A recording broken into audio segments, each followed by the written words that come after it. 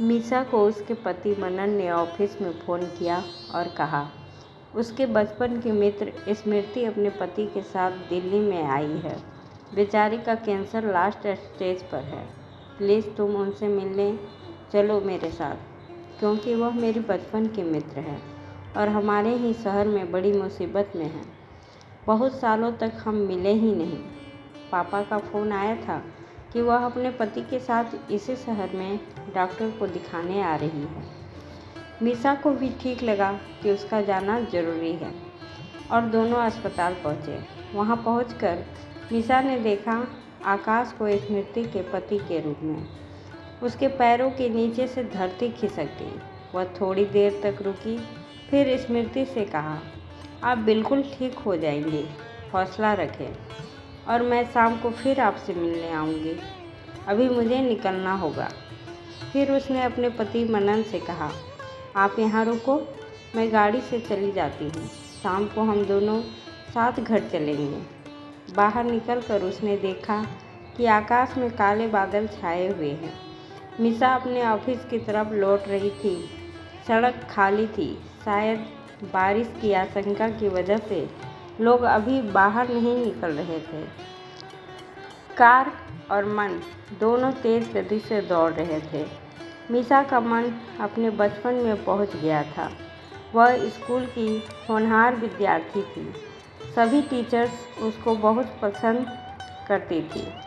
सहपाठी भी उसको तवज्जो देते थे और मीसा का जीवन अच्छा चल रहा था। वह अपने भविष्य की बहुत शानदार बुनियाद रख रही थी।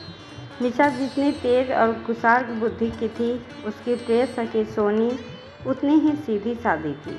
शायद विपरीत गुणों में भी प्रगाढ़ मित्रता हो सकती है। उन दोनों को देखकर ये आसानी से समझा जा सकता था कि 12वीं पास कर मीसा आगे की पढ़ाई के लिए दिल्ली आ गई थी, किंतु सोनी का विवाह हो गया था, जिसे मीसा शामिल नहीं हो सकी थी। बाद में मीसा सोनी से मिलने पहुंची और वहां उसकी मुलाकात सोनी के पति के मित्र आकाश से होती है और दोनों एक दूसरे से प्रभावित होते हैं।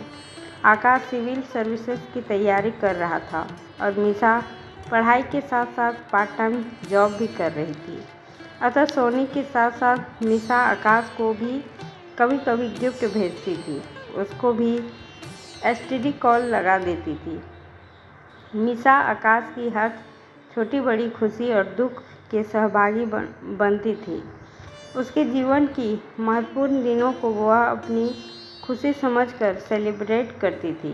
उसने ऐसा कभी नहीं सोचा कि आकाश उसके लिए कभी कुछ नहीं करता, क्योंकि शायद मीसा प्रेम कर रही थी और प्रेम कभी प्रतिदान नहीं मांगता। समय बीत रहा था। मीसा के पिता मीसा का विवाह करना चाहते थे और एक अच्छा लड़का मिलते ही पिता मीसा का रिश्ता तय कर दिए और ठीक इसी समय आकाश का भी चयन प्रशासनिक सेवा में हो गया था। अब मीसा ने आकाश को बताया कि उसकी सगाई हो गई है। आकाश ने भरी आंखों से उसको बधाई दी और उससे मिलने दिल्ली आया। आकाश ने मीसा से कहा कि वह उसके पिता से मिलना चाहता है और बहुत अनुनय विनय कर मीसा ने अपने पिता को राजी किया। मीसा के पिता ने दोनों के प्रेम को देखते हुए शादी के लिए हाँ कर दी और मीसा की सगाई तोड़ दिया। कोई दिक्कत भी नहीं थी। दोनों की धर्म जाति भी एक थी। किंतु कुछ महीने के बाद आकाश जब ट्रेनिंग पर गया, वहाँ उसकी मुलाकात स्मृति से हुई। उसका भी चयन आकाश के साथ ही हुआ था। दोनों ने जीवन साथी बनकर साथ रहने का फैसला किया। मीसा आकाश के इस आकस्मिक बदलाव से बहुत आहत हुई थी, लेकिन उसे आकाश से अपने प्यार के लिए भीख मांगने की मंशा नहीं थी। किंतु वह सोचती थी, आखिर आकाश ने ऐसा क्यों किया? क्या आकाश ने सफलता की चकाचौंध और शोर में अपने दिल की आवाज़ को दबा दिया था? आकाश ने ट्रेनिंग से आने के बाद स्मृति से विवाह कर लिया। और सोनी के पति ने मीसा के पिता से कहा, बाबूजी, आकाश का परिवार इस शादी के लिए नहीं मान रहा है, अतः विवाह नहीं हो सकता है। स्मृति से विवाह किया आकाश ने, और मीसा आकाश की स्मृति को मन से निकाल नहीं पा रही थी। खैर, वक्त कभी रुकता नहीं है। धीरे धीरे मीसा भी जीवन में आगे बढ़ गई और मनन से विवाह भी हो गया। और आज अचानक आकाश के बारे में सुना कि उसकी पत्नी कैंसर से जूझ रही है और 2 साल से बिस्तर पर है। वह समझ नहीं पा रही थी कि आकाश की गलती की सज़ा स्मृति को मिल रही है या आकाश को उसके किए की सज़ा मिल रही है।